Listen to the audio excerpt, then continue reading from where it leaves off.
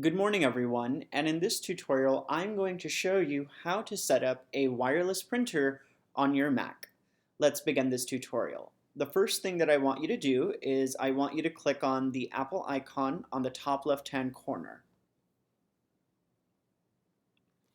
After you've done that, please click on the option that says System Preferences. After you've done that, please click on the icon that says Printers and Scanners. After you've done that, please click on the plus sign on the bottom left corner.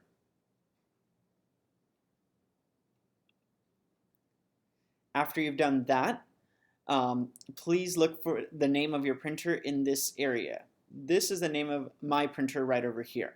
So I'm going to go ahead and click on it once, and then I'm going to wait for the add button to light up, and it did. So let's go ahead and click on add.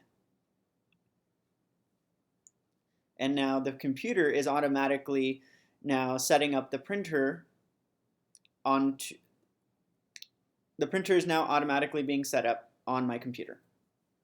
And now I'm just waiting for it to complete.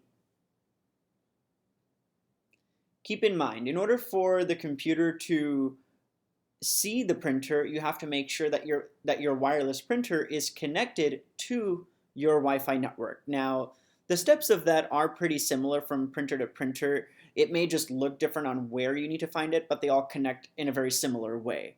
If you have any questions, please feel free to leave them in the comment section and I can help you. And also, please don't forget to rate, comment, and subscribe. Have a great day. Bye-bye.